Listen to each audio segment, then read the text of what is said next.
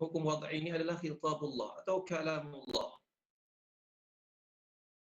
al-muta'alliq bija'li syai'i sababan, yang berkaitan dengan menjadikan sesuatu sebagai sebab atau syarat atau mani' atau sahih atau fasid. Itulah yang dikatakan sebagai hukum wad'i. Namun yang jadi pertanyaan, kenapa khitabullah ini dinamakan sebagai khitabul wad'? Karena syariat meletakkan khitab ini beriringan dengan sebab, syarat dan mani'. Jadi misalkan misalkan kalau seorang mengatakan kalau seandainya matahari ini tergelincir, atau misalkan syari' lah, kita ungkapkan sebagai syari' yang mengatakan. Sebenarnya syari' ingin mengatakan pada kita, ketika kalian melihat matahari tergelincir, sungguh aku meletakkan pada kalian atau mewajibkan pada kalian untuk melaksanakan sholat zuhur, misalkan. Atau misalkan ketika syari' mengatakan ketika telah terpenuhi nisab dan haul, maka aku wajibkan kepada kalian untuk membayar zakat. Dan seterusnya. Jadi hukum diiringi dengan sebab, syarat dan mani'. Karena itu dinamakan sebagai khitabul wad'i atau hukum al-wad'i. Dan musannif hafizahullah di sini membagi hukum wad'i menjadi beberapa hal, di antaranya sebab, illah, syarat, mani' dan fasad dan butlan. Tahu semua ini dalam pembagian hukum wad'i, ulama bisa dikatakan mungkin kalau versi saya, ulama di dalam membagi hukum wad'i itu antara muksir, muqil dan juga mutawassit. Karena sebagian ada yang memasukkan hukum wad'i itu banyak sekali, lebih daripada 10. Ada sebagian yang mencukupkan 6 saja. Ada yang sebagian bahkan cuma memasukkan 3 hal saja. Dan inilah yang disepakati. Jadi hukum wad'i yang disepakati ada 3 saja. Yaitu adalah as-sabab, yang kedua adalah as-syart, yang ketiga adalah al-mani'. Nah, ini 3 hal oleh usuliyun bahwasanya dia termasuk di antara hukum wad'i. Adapun sisanya seperti sihah, butlan dan fasad, azimah, rukhsah dan seterusnya, ini bukanlah di antara, atau bisa dikatakan di antara masalah yang diperselisihkan. Apakah dia termasuk hukum wad'i atau bukan termasuk hukum wad'i. Lalu mu'allif hafizahullah di sini memulai kitabnya dengan aqsam al-hukum al-wad'i. Di antara jenis hukum wad'i yang disebutkan pertama oleh mu'allif di sini adalah as-sabab. As-sabab dalam bahasa memiliki beberapa makna.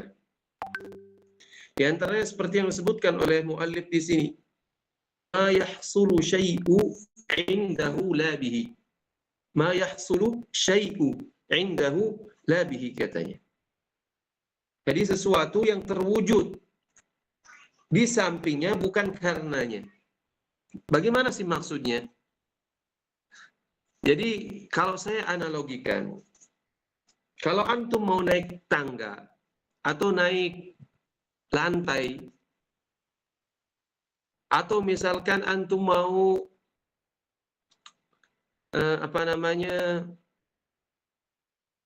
anggaplah naik lantai pertama. Antum tentunya memerlukan tangga. Nah, tangga ini adalah sebab yang menyampaikan antum di lantai pertama. Tapi kalau seandainya antum tak bergerak dengan kaki antum melalui tangga ini, maka antum tidak akan sampai ke lantai pertama tadi. Jadi dengan adanya tangga ini, yahsul indahu asyai'. Jadi antum sampai di lantai pertama itu, terwujud kemauan antum untuk sampai ke lantai yang pertama itu dengan tangga. Nah, itu namanya sebab. Jadi tangga itu sebab, tapi bihinya, dengan antum sampai di atas itu sebenarnya dengan kaki antum. Bukan karena ada tangga itu. Bukan karena tangga itu. Tapi tangga itu yahsul indahu. Ya indah. Jadi yahsulu syai', yakni antum sampai di atas tangga itu bihi, yaitu dengan antum berjalan menuju lantai itu. Makanya bihi, bukan indahu. Nah, kalau indahu itu adalah peran daripada tangga itu. Jadi tangga itu bukan ma yahsulu syai'u bihi, bukan.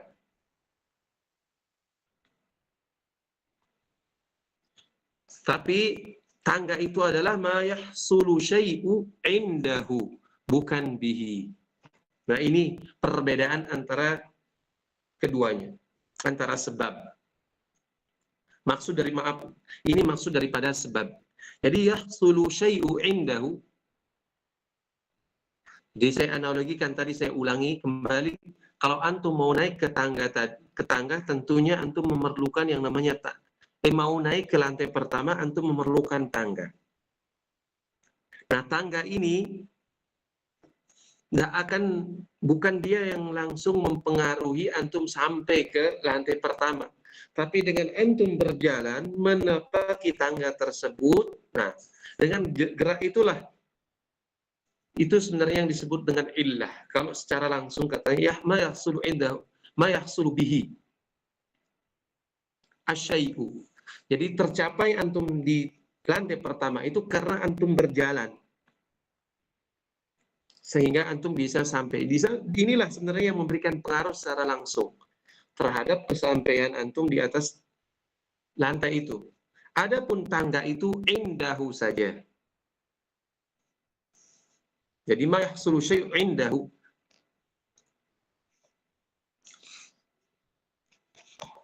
Wa minhu summiyal hablu sababan. Dari kata sabab ini, wa minhu summiyal hablu sababan. Jadi tali itu disebutkan sebagai sebab. Kama fi qawlihi ta'ala falyamdud bisababin ila as-sama'. Dan juga di antara makna lain,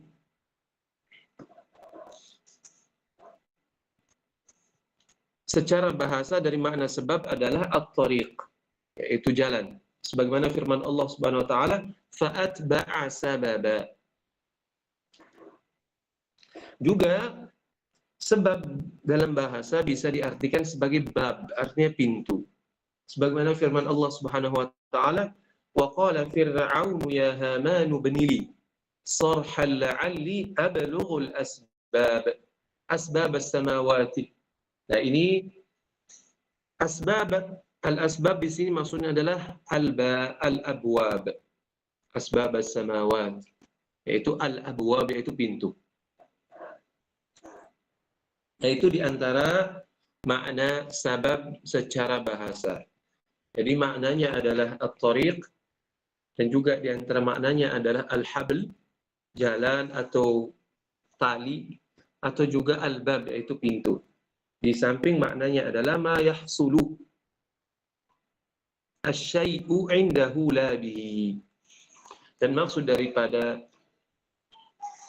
definisi tadi bahwasanya sebab itu ma yahsulu asyai'u indahu la bihi telah kita jelaskan dengan permisalan.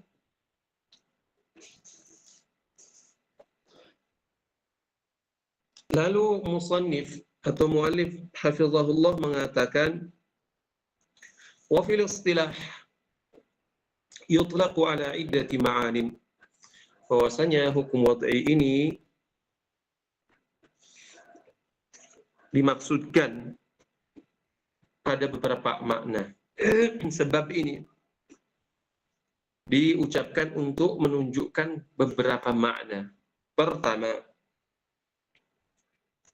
al-alamah al-mu'arrifatu lil hukmi. Al-alamatu al-mu'arrifatu lil hukmi. Jadi sebagai tanda untuk memberitahukan atau menunjukkan kepada hukum. Contohnya, mithlu qawlihim ghurubus syamsi sababun lil fitri. Jadi di sini dengan terbenamnya matahari, dia adalah sebagai sebab yang memberitahukan kepada kita bahwasanya waktu untuk berbuka telah tiba. Wa tulu'ul fajri sababun liwujubil imsaki fi Ramadan. Begitu juga terbitnya fajar itu tanda. Nah, sebab di sini maknanya adalah tanda bahwasanya telah tiba waktu untuk menjaga diri dari segala hal yang membatalkan puasa.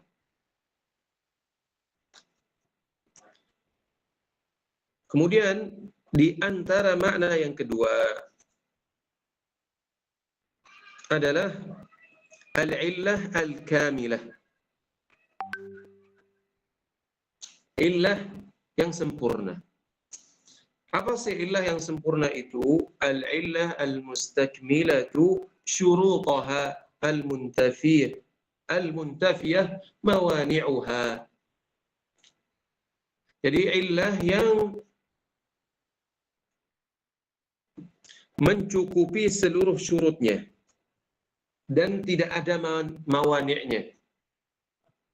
Seperti yang dikatakan misalkan akhadha al-mukallaf al-mala al-baligha rub'a dinar fasa'idan.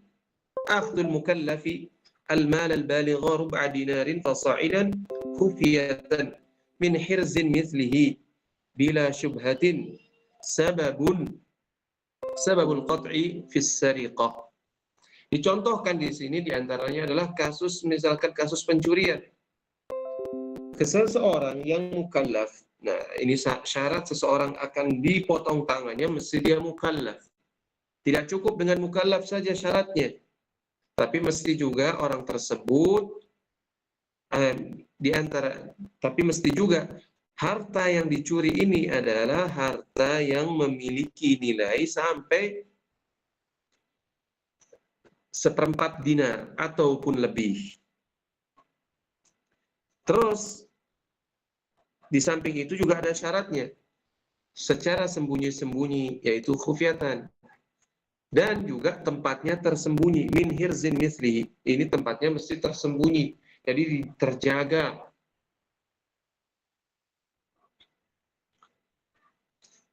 Bila syubhah, nah ini juga artinya muntafiyah mawani'uha. Kalau ada syubhah berarti ada mani' di sana. Maka ketika telah terpenuhi syaratnya dan tidak ada mawani'nya, maka sebab potong tangan ini bisa diterapkan dalam kasus pencurian tersebut. Kalau seandainya ilatnya tidak terpenuhi, atau ilatnya terpenuhi tapi ada mani'nya, maka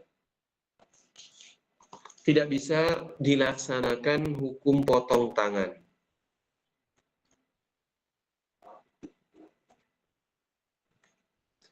Jadi ini illah al-kamilah.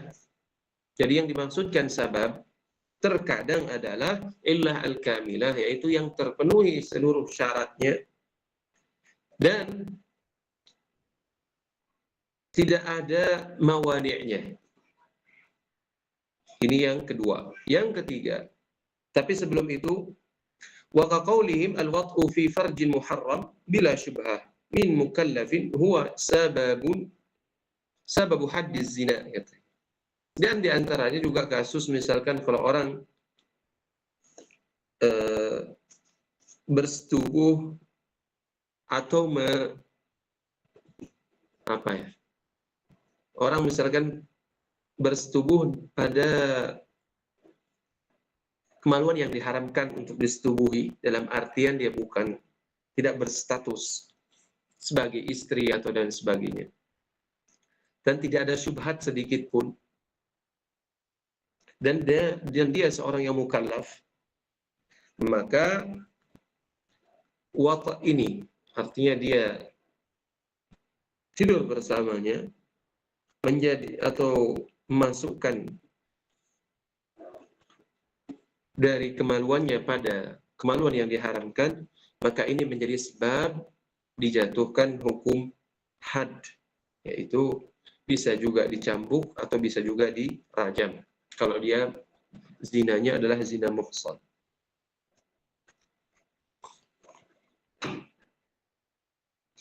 Nah, dengan melihat dua makna ini, jadi makna bahwasanya sebab itu adalah sebagai alamat yang menandakan hukum tertentu, atau misalkan sebab itu sebagai illah yang kamilah. Dari dua definisi itulah kemudian sebagian ulama memberikan sebuah definisi untuk sebab. Apa itu? Ma yalzam min wujudihi al-wujud wa min adamihi al-adam li dhatihi. وهذا التعريف ينطبق على المعنى الثاني yaitu al-illah al-kamilah. وذلك أن السرقة إذا توافرت فيها الشروط وانتفت الموانع لازم من وجودها وجوب القطع، وإذا انعدم القطع لأجلها ولا يمتنع قصاصا. وهذا فائدة قولهم لذاته، أي أن وجود المسبب لذاته السبب وعدمه لعدم ذات السبب.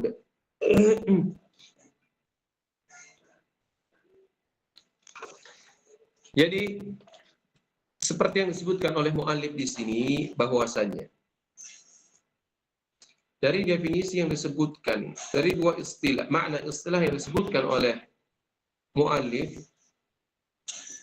karenanya para usuliyun mendefinisikan sebab sebagai ma yalzam min wujudihi al-wujud. Jadi yang keberadaan sebab ini mengharuskan keberadaan musabbab. Wa min adami al-adam li dzati. Dan ketiadaan sebab ini, ketiadaan al-musabbab li dzatihi. Dan kata beliau, definisi yang disebutkan oleh usuliyun ini, mayoritas usuliyun ini sangat cocok atau sangat relevan dengan definisi yang kedua dari makna istilah, yaitu sebagai al-illah al-kamilah. Kemudian beliau pun memberikan contoh kepada kita.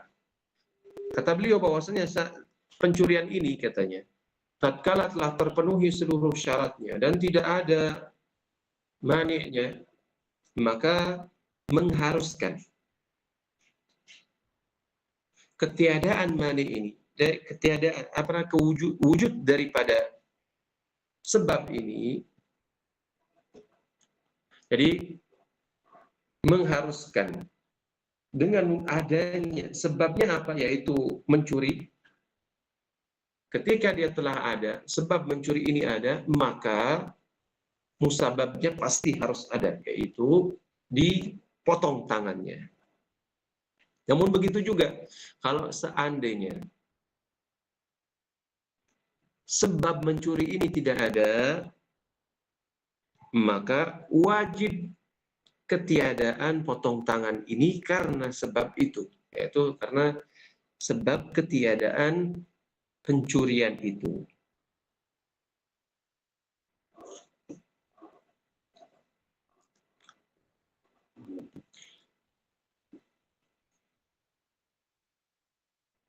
Jadi tambahan li dzatihi ini katanya merupakan wujud al-musabbab li dzati sabab. Jadi wujud as-sabab al-musabbab li dzati sabab. Jadi perkataan muallif atau perkataan usuliyun yang mendefinisikan bahwasanya sebab itu ma yalzam min wujudihi al-wujud wa yalzam min adami al-adam li dzatihi, kepada kita bahwasanya wujud musabbab, misalkan potong tangan itu semata-mata karena adanya sebab, dan ketiadaan potong tangan itu semata-mata karena tidak ada sebabnya. Nah, itulah maksudnya li dzatihi. Kemudian yang ketiga, di antara makna istilah dari sebab yaitu al-illah ma'a takhallufi syartiha. Jadi illah sedang syarat illah itu tidak ada ketika itu.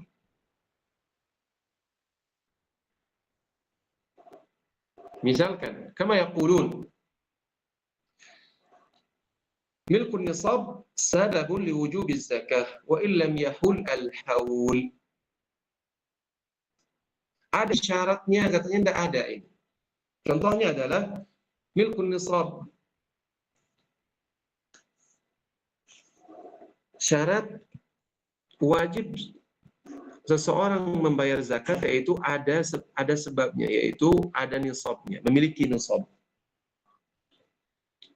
Dengan keberadaan nisab ini, maka keberadaan wajib zakat ada, sekalipun katanya belum datang atau belum tiba masa haulnya. Jadi ada illatnya, namun syarat yang lainnya belum terpenuhi, seperti belum tiba masa untuk membayar zakat atau haulnya belum tiba. Atau bisa dikatakan ini sebagai illah an-nafisah kalau nggak salah.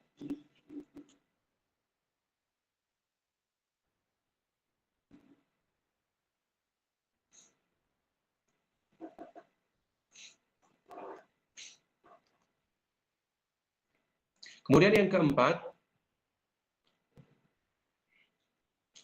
ma yuqabil mubasyarah. Jadi sebab ini lawan daripada mubasyarah. Sebab berarti maksudnya adalah tidak langsung. Jadi bukan dia sebagai pelaku utamanya, tapi ada pelaku utamanya.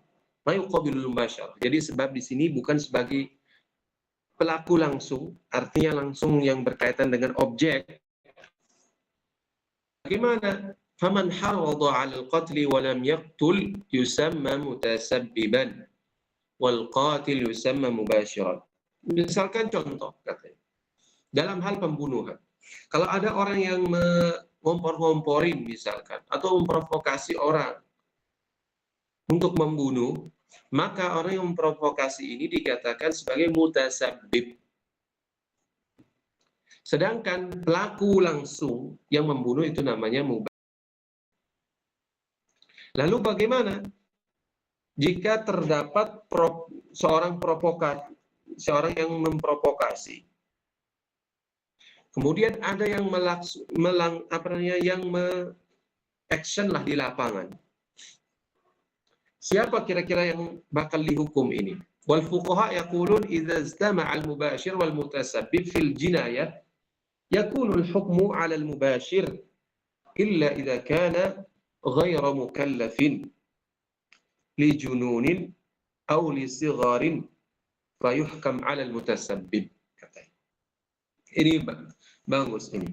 Jadi fuqaha mengatakan kalau seandainya ada orang yang membunuh secara langsung, ada yang sebagai orang yang memprovokasi. Kira-kira ketika dua orang ini dikumpulkan, mana yang berhak untuk mendapatkan hukuman? Kata fuqaha, yang berhak adalah yang melakukannya di lapangan, artinya secara langsung membunuhnya. Kecuali katanya, ternyata pelaku yang melakukan pembunuhan ini adalah anak kecil atau orang gila, maka ketika itu yang dikisos atau yang dibunuh berpindah kepada orang yang memprovokasi anak kecil tersebut atau kepada anak yang atau orang yang gila itu. Jadi berpindah dari mereka kepada orang yang memprovokasi mereka ini, yaitu al-mutasabbib. Dan inilah 4 hal atau 4 makna ketika ulama menyebutkan makna sabab, kadang dia digunakan maknanya adalah sebagai al-alamah al-mu'arrifah, dan terkadang dimaksudkan sebagai al-illah al-kamilah, dan terkadang juga disebutkan sebagai al-illah di syartiha, atau misalkan ada illahnya tapi nggak ada syaratnya, kayak ma'atakhallu fi syartiha, tapi nggak ada syaratnya. Kemudian yang keempat, maksudnya adalah ma yuqabil mubasyarah, lawan daripada mubasyarah, yaitu secara langsung, atau lawan eksekutornya lah. Jadi dia penyebab, bukan sebagai eksekutor. Ya. Kemudian setelah menjelaskan sabab, muallif hafizahullah menjelaskan kepada kita jenis yang kedua di antara jenis hukum wad'i. Beliau menyebutkan bahwasanya al-illah, nah illah merupakan salah satu di antara hukum wad'i. Nah, ini di antara masalah yang diperselisihkan oleh para ulama. Karena mereka mengatakan illah di sini seharusnya dibahas dalam qiyas, bukan di hukum wad'i.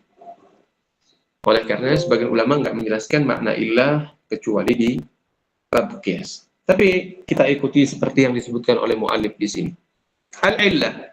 Al-illatu fil lughah al-marad atau maqtada taghyiran fil mahal.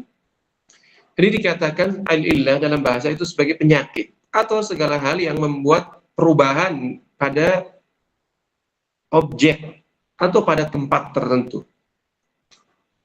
Kemudian dalam istilah didefinisikan sebagai wasfun zahirun mundabit dalla dalilu ala kaunihi manatan lil hukmi. Wasfun, ada sifat zahir, mesti. Jadi illah dikatakan illah, mesti dia sebuah sifat, misalkan safar. Dia zahir, ya zahir. Mundabit, ya mundabit. Artinya dia tidak berubah-ubah, itu namanya mundabit. Dalla dalilu ala kaunihi manatan lil hukmi. Lalu dalil menunjukkan bahwasanya wasaf tersebut adalah manat lil hukmi. Artinya manat itu adalah illah. Jadi manat ini kadang didefinisikan sebagai makna illah. Karena manat itu artinya maknanya sama dengan ta'liq. Menggantungkan hukum pada sebuah sebab atau sebuah illah, itu namanya manat. Jadi mu'allif ingin mengatakan kepada kita, sebuah illah itu mesti wasfun, dia mesti wasf yang sifatnya zahir, artinya bisa nampak, mundabit, tidak berubah-ubah. Oh, seperti itu. Dalla dalilu ala kaunihi manatan. Ada dalil yang menunjukkan bahwasanya wasf tersebut layak digunakan sebagai manat hukum. Misalkan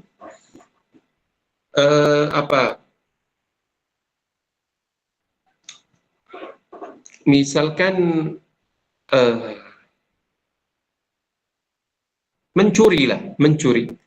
Misal as-sariqah, yaitu wasfun zahir, mundabit, mencuri. Maka layak gunakan sebagai sandaran hukum atau illat hukum untuk dijatuhkan potong tangan. Atau misalkan sebutkan oleh muallif di sini, wa mithaluha al-iskaru, wa mithalul illah al-iskaru imil khamri, katanya. Sebabnya di antara misalnya contoh memabukkan bisa digunakan sebagai illah untuk mengharamkan khamr. Wa ta'mu ma'tihadil jins illah tahrim at-tafadul fi bai'il burri bil burri wat tamri bit tamri wa ma jara majrahuma. Misalkan juga at-ta'am dalam dengan jenis yang sama, ta'muhu.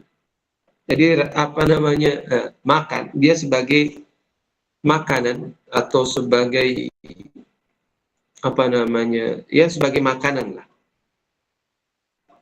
Karena kesamaan jenis itu sebagai illah dilarang untuk tafadul. Artinya nggak boleh misalkan kalau kita saling ingin memiliki beras yang lebih bagus, kita tukar dengan orang lain beras tersebut. Nggak boleh antara beras yang satu dengan beras yang lainnya lebih banyak beras yang lainnya. Kesamaan, baik berasnya mereknya A, ini mereknya C atau J atau J misalkan, terserah. Tidak boleh adanya tafadul.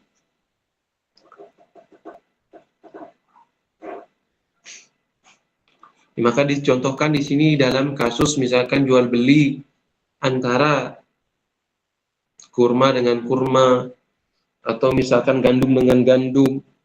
Wa majrahuma, artinya yang semisal keduanya.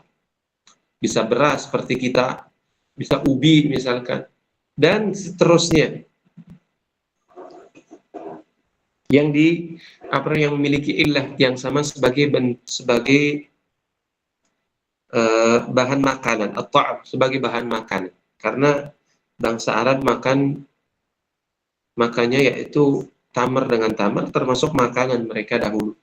Dan juga bur dengan bur, yaitu gandum dengan gandum, juga termasuk makanan mereka. Jadi kalau sama-sama jenisnya maka tidak boleh. Tapi kalau seandainya bur dengan tamar dengan berat yang berbeda, tidak masalah. Itu sah saja. Jadi kalau seandainya burnya 1 kilo, tamarnya 2 kilo, itu sah. Kemudian mu'allif mengatakan wal fuqaha qad yaj'aluna al-illata muradifatan lis-sabab wa qad yaj'alunaha mubayyinatan lahu. فيطلقون السبب على ما لا تعرف حكمته مما هو علامة على ثبوت حكم أو نفيه مثل غروب الشمس الذي هو علامة على وجوب صلاة المغرب ويطلقون العلة على ما عرفت حكمته مما هو علامة على ثبوت حكم أو نفيه مثل الإسكار علة للتحريم. Kemudian musannif atau muallif hafizahullah mengatakan kadang nih fuqaha, penggunaan fuqaha dalam makna illah. Jadi fuqaha ini memiliki istilah tersendiri di dalam menggunakan makna illah. Kadang illah dimaksudkan adalah sabab itu sendiri. Namun terkadang illah berbeda dengan sabab, katanya. Contohnya apa? Mereka mengatakan bahwa sabab itu adalah sesuatu yang tidak diketahui hikmatnya. Sedangkan contohnya misalkan, jadi sebab itu dilontarkan oleh para fuqaha terkadang pada suatu makna yang tidak diketahui maksudnya atau hikmahnya. Dan sebab ini adalah kadang dia adalah tanda akan keberadaan sebuah hukum atau ketiadaannya. Contoh misalkan ghurubus syams, matahari tenggelam, yang merupakan tanda akan masuknya waktu sholat maghrib atau wajibnya sholat maghrib. Ini kan tenggelamnya matahari. Ini nggak bisa dicerna oleh akal. Kenapa sih tenggelamnya matahari ini bisa menjadi sebab akan kewajiban sholat?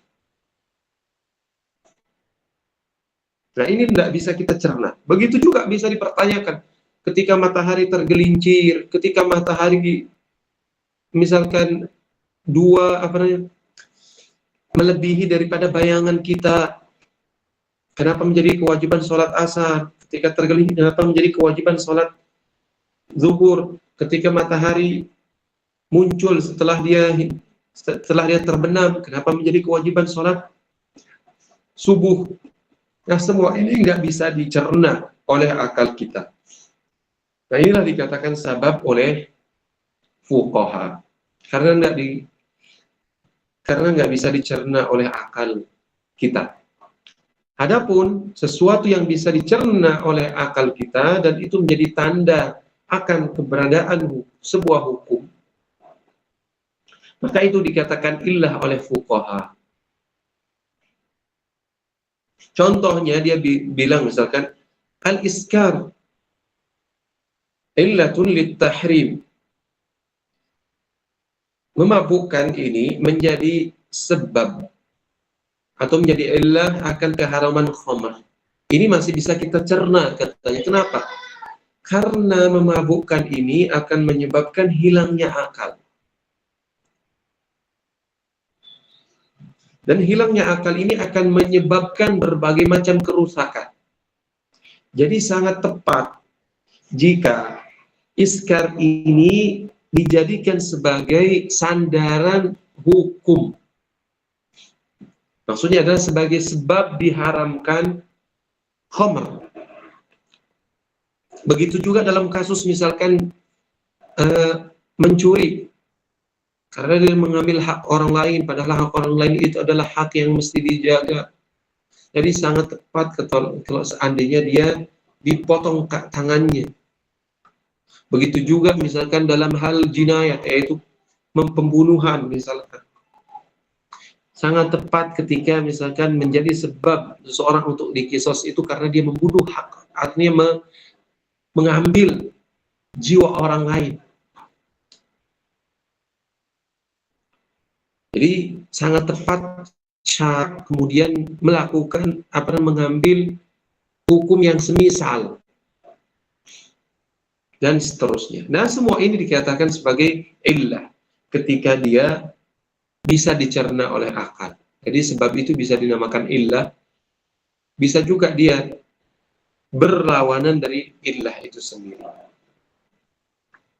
Kemudian beliau pun mengatakan wa qad yaj'aluna as-sababa a'amma min al-illah. Fayaqulun as-sababu yutlaqu 'ala ma 'urifat hikmatuhu wa ma lam tu'raf. Nah, ini terkadang para fuqaha juga mengatakan bahwasanya sebab ini maknanya lebih umum daripada illah. Kalau illah tadi jadi hukum yang diketahui, jadi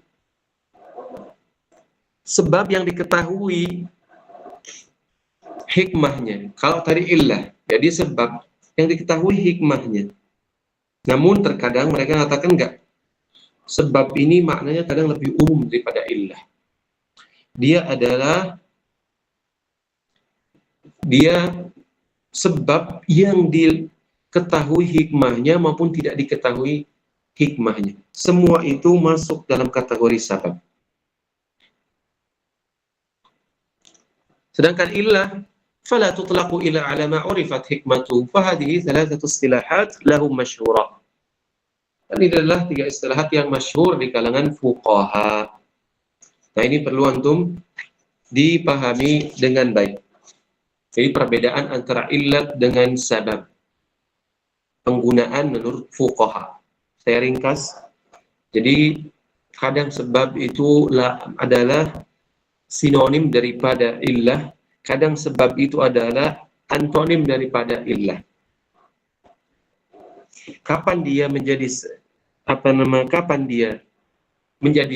sinonim illah dan kapan dia menjadi antonim atau lawan daripada illah, telah kita sebutkan tadi. Dan juga kadang dikatakan bahwasanya sebab itu lebih umum dibandingkan illah.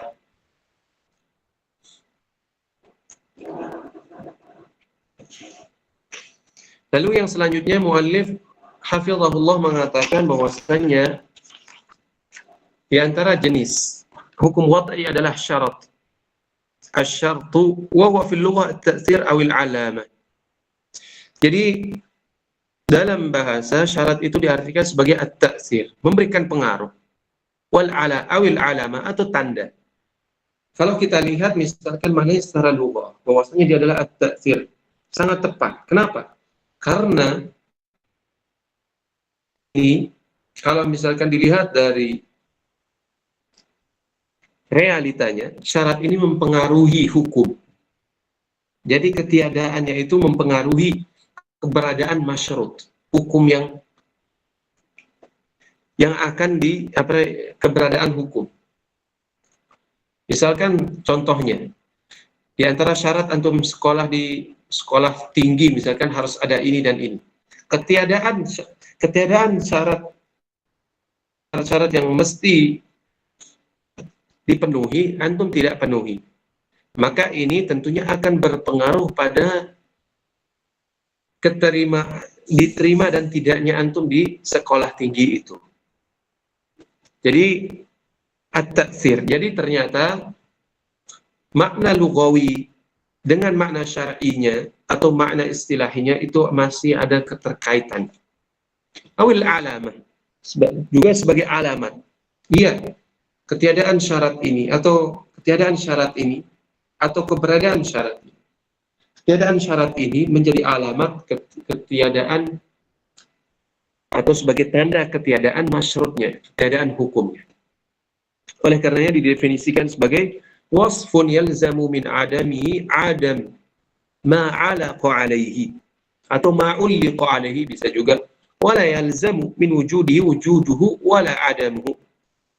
Katanya yang namanya syarat ini adalah sifat wasf yang mengharuskan ketiadaannya, ketiadaan ma 'ulliqa 'alaihi. Maksudnya adalah ketiadaan al-masyrut.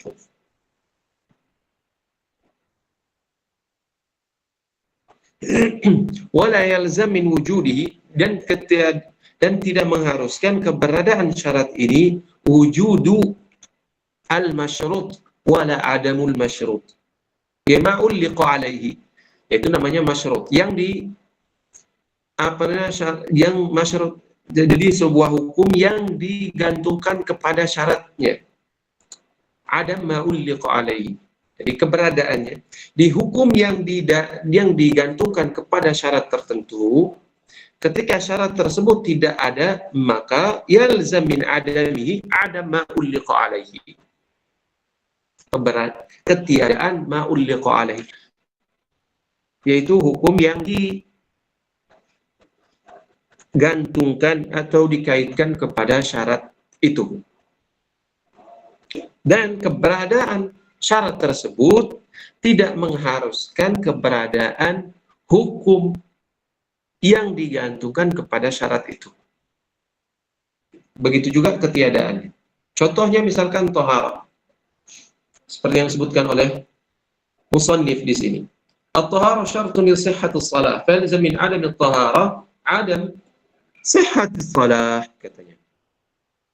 ولا يلزم من وجود الطهارة صحة الصلاة ولا عدمها،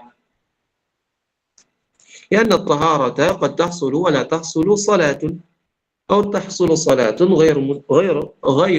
غير مستوفية لبقية الشروط والأركان. Yang beliau sebutkan di sini antaranya contohnya adalah taharah syarat untuk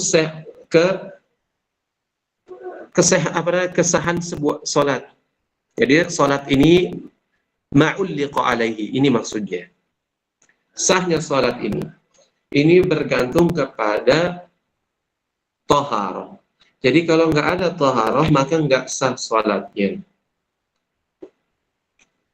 Tapi keberadaan taharah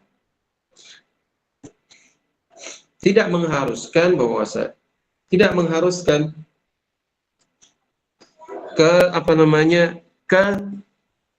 kesahihan salatnya atau ketiadaannya, karena kadang ada taharah tapi tidak ada salat. Dan kadang ada sholat karena dia sholatnya tidak memenuhi syaratnya, syarat dan hukumnya, maka tidak sah sholatnya. Jadi ada tohara, tapi dia sholat tidak memenuhi syarat dan rukunnya, maka tidak sah juga sholatnya, katanya. Oleh karenanya, katakan di sini, wala yalzam min wujudihi al-wujud wala adam li dzatihi. Wala adamihi. Karena kadang ada toharah tapi tidak ada sholat. Jadi kadang orang berwudu belum tentu dia karena pingin sholat. Kan gitu. Barangkali dia pingin tawaf, atau barangkali dia pingin baca Quran. Atau ada wudu tapi nggak sah sholatnya. Kenapa? Karena sholatnya tidak memenuhi syarat dan rukunnya. Kemudian beliau mengatakan wasyartu yang qasimu arba'ata aqsamin bin nazar ila tariqi ma'rifati. Jadi syarat kalau kita lihat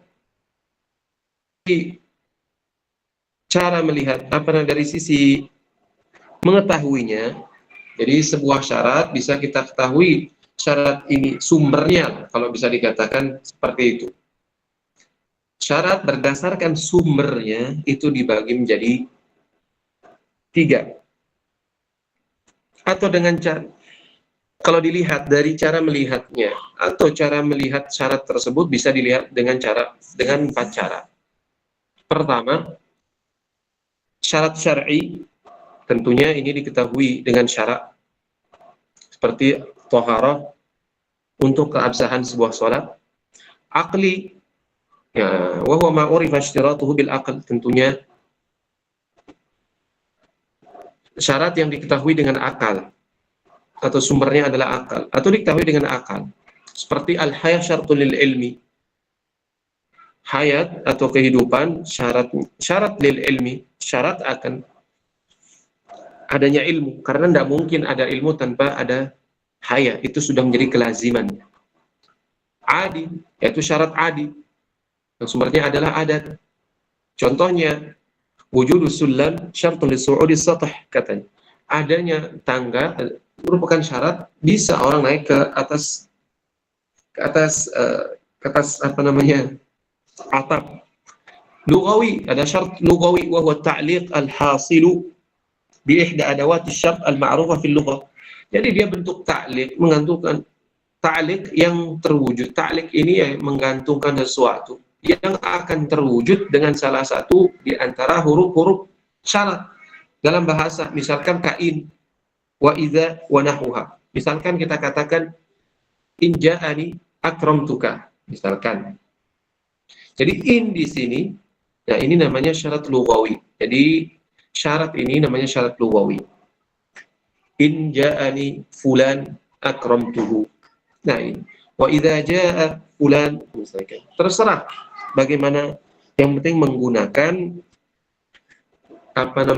adat atau huruf lughawiyah seperti in, wa idza, dan seterusnya. Dan kemudian muallif mengatakan wa hadzal naw'u al-akhir, katanya syartul lughawi ini yusamma syartan min haitsul ism. Jadi dinamakan sebagai syarat dari sisi penamaan saja. Wa huwa sababun min haitsul ma'na, yaitu sebab dari sisi makna. Kenapa?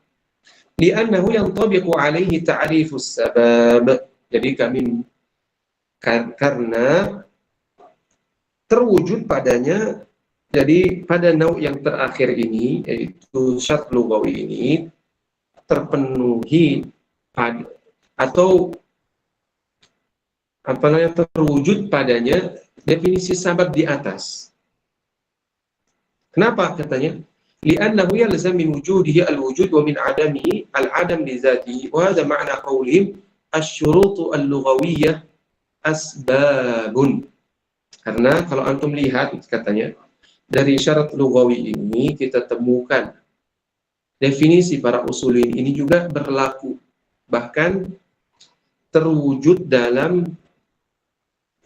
definisi bahasa. Asyurut al-lughawiyah asbab.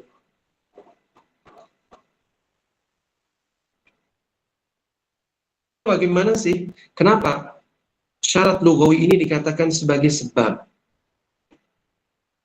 Katanya karena terwujud padanya definisi sabab. Kenapa? Karena in wa idza, misalkan kalau kita katakan in ja'ani fulan akramtuhu. Jadi seolah ikram ini, misalkan bentuk ikram ini terwujud ketika ada in ja'a, yakni maji fulan. Dan dia tidak akan ada ikram ini ketika ada majiknya, ada kedatangannya. Dan dia tidak akan ada ketika dia tidak akan ada, yaitu ikram akan ada ketika tidak ada kedatangan. Nah, dari sisi ini kita lihat sangat-sangat klop definisi daripada sebab dengan syarat lugawi.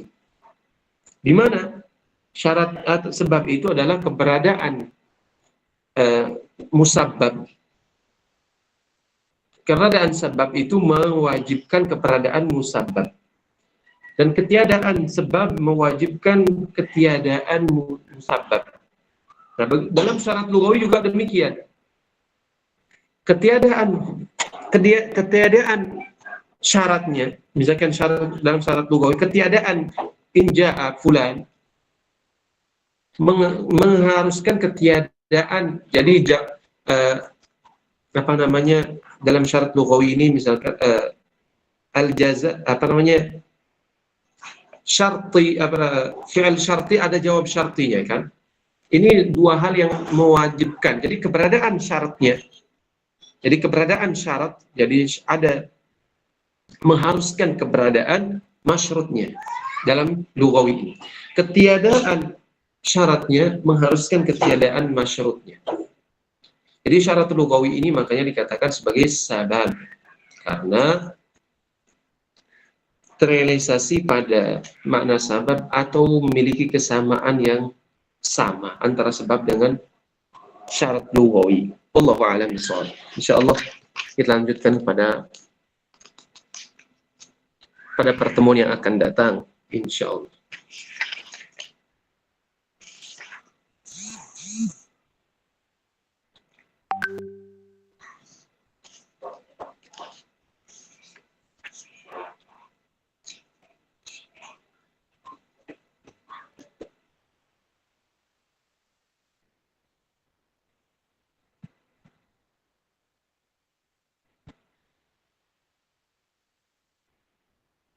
Ada pertanyaan?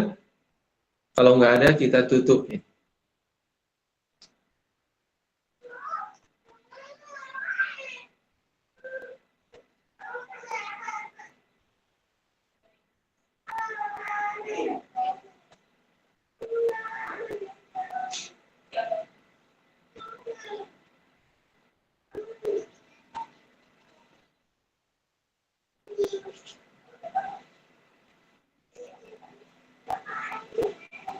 Nggak ada? Baik, kalau nggak ada pertanyaan atau misalkan yang anggap iskal, apa itu pertanyaannya? Tolong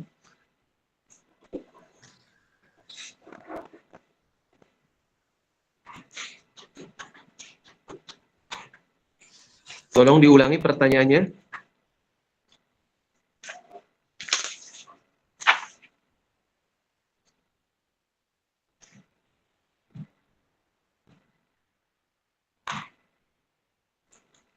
Tafadhol, tadi yang bertanya lewat pesan, nggak sempat saya buka.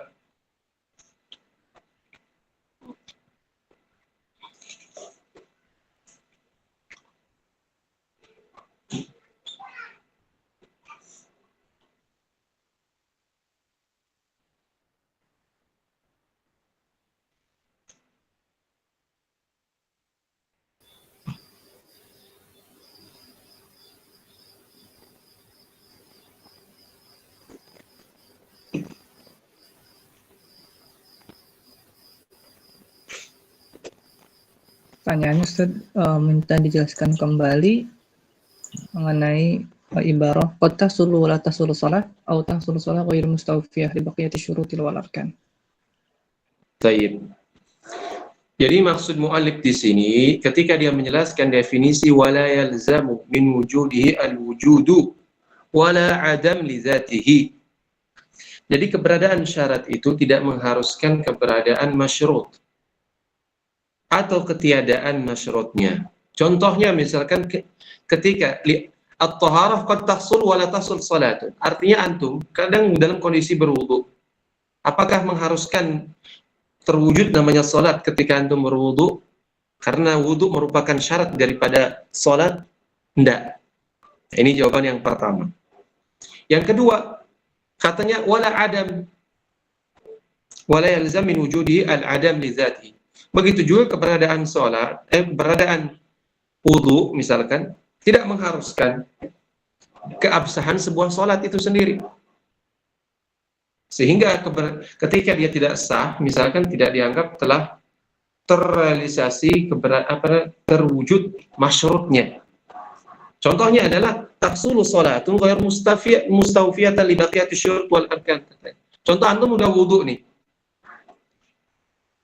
Kemudian antum salat, tapi karena salat artinya wudunya sudah menjadi syarat kesahan salat sudah beres. Tapi ketika antum melaksanakan sholat, ternyata sholat antum tidak terpenuhi dari sisi rukun dan juga tidak terpenuhi dari sisi syurut yang lainnya, maka sama saja keberadaan wudhu antum ini tidak menjamin akan keabsahan masyrutnya.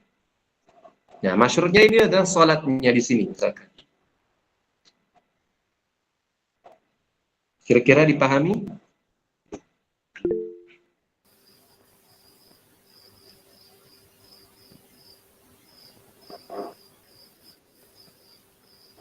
Afwan Ustaz, boleh bertanya? Monggo, silahkan. Di pembahasan itlaqus sabab yang nomor 4 kan dikatakan di situ ma yuqabilul mubasyarah. Wa qala al-fuqaha idza ijtama al-mubashir wal mutasabbib fil jinayah yakunu al-hukmu 'ala al-mubashir illa idza kana ghairul mukallaf li junun aw li sigharin fayuhkamu 'ala al-mutasabbib. Bukannya kalau misalnya mubashir dan mutasabib itu bersatu, itu yang dihukum dua-duanya ya, Tat ya? Kenapa di sini beliau mengatakan hanya mubashir saja, mutasabib tidak? Padahal di sana ada ijtima antara mubashir dengan mutasabib. Kenapa yang dihukum hanya mubashir saja gitu? Bukankah dua-duanya? Nah, Ustaz. Jadi di sini kan sebagai dia mengatakan faman harrada. Jadi dia memprovokasi saja, misalkan kayak tidak secara langsung dia mengatakan bunuh, cuman mungkin orang tersebut seperti ini. Akhirnya dia tersulut amarahnya, akhirnya dibunuh orang tersebut. Maka dalam kasus ini dia bukan istima antara mubashir dengan mutasabbib. Memang terkadang kalau mutasabbib dengan mubashir kadang ijtima'nya terjadi dalam satu waktu, benar. Misalkan kalau ada orang bikin lubang, kemudian di satu waktu juga dia yang mendorongnya, maka di sini terjadi ijtima' antara mubashir dengan mutasabbib hingga orang tersebut misalnya jatuh, tewas dan sebagainya. Atau dia memerintahkan misalkan bunuh orang tersebut. Nah, misalkan bunuh orang tersebut, ini mungkin mutasabbib, tapi dia dihukumi sebagai mubashir karena secara langsung, sekalipun secara langsung dia memerintahkannya untuk membunuhnya. Bukan dia misalkan menyulut emosinya kemudian sampai membunuhnya.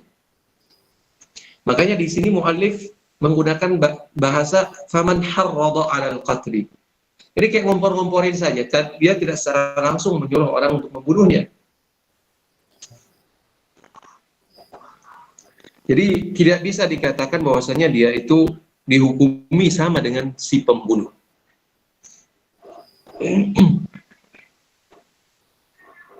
Baik, Ustaz. Mafhum insyaallah. Barakallahu fiik.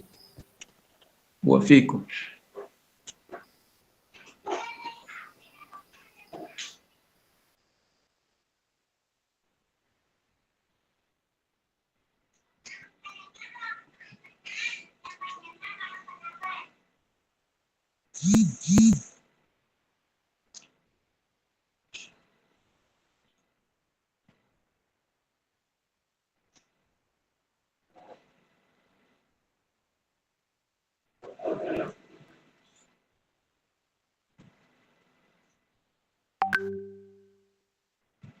Adakah yang lain?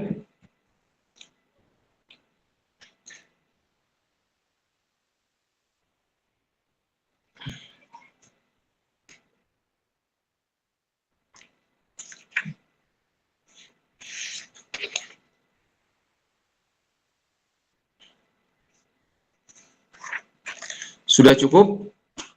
Tayyib.